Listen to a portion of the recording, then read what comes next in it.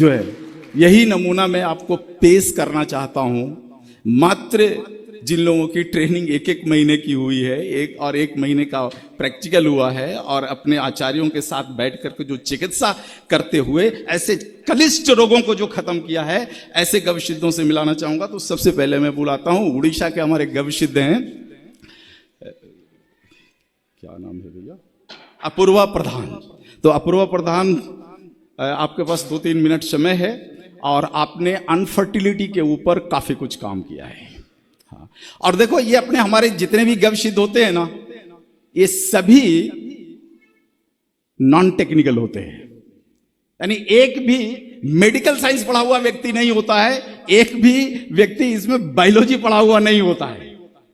ये पता नहीं कौन कौन से क्षेत्र से आते हैं। अपूर्वा का भी जो बैकग्राउंड है वो चिकित्सा नहीं है, लेकिन इसका मन हुआ कि गाय की दिशा में हमें काम करना है। इसने सीखा, किया, और जो अद्भुत काम किया है। अपूर्वा अपने मुख से रखें यहाँ पर। हाँ, आप 2-4-5 मिनट में रखो अपने विषय को।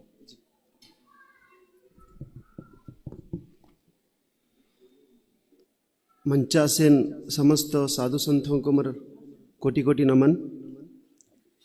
परम पूज्य गुरु जी, मैं बहुत आभार हूँ कि आप मुझे कुछ समय दिए कुछ बोलने के लिए।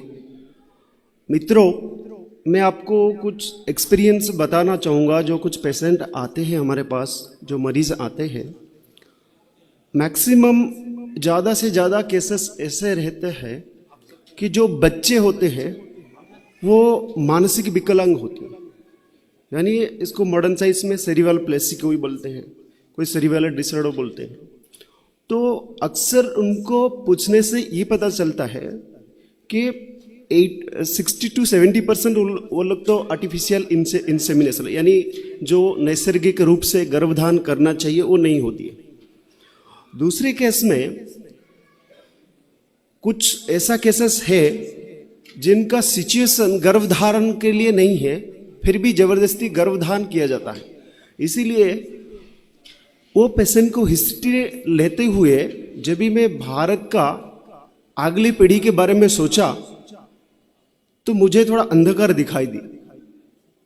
अंधकार ऐसे दिखाई दी कि आप सोचिए, आप लोग का भी कोई रिलेटिव होंगे, बच्चा गर्भ से पैदा होते ही वो माँ के पास कम और डॉक्टर के पास ज्यादा भागता है।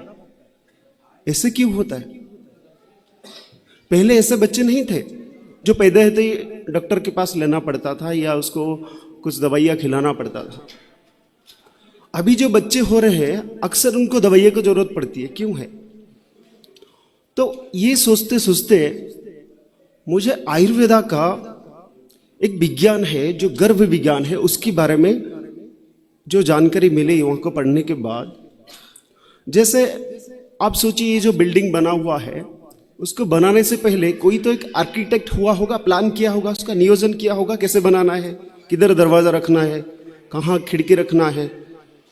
तो अगर इतना छोटा एरिया में एक बिल्डिंग बनाने के लिए कुछ नियोजन का जरूरत होती है, तो आप अभी जो एक उत्तराधिकारी देने वाले हो आपका भविष्य पीढ़ी को, आपका परिवार को, आपका समाज को और संपूर्ण भारतवर्ष को, क्या उसके लिए आप सोचोगे नहीं? उसके लिए नियोजन नहीं करोगे? या बीमार बच्चा पैदा करके फिर से भारत को नीचे की लाना है? अगर जवान ही, अगर अगले पीढ़ी ही निरोगी नहीं रहेगी तो भारत किधर जाएगा?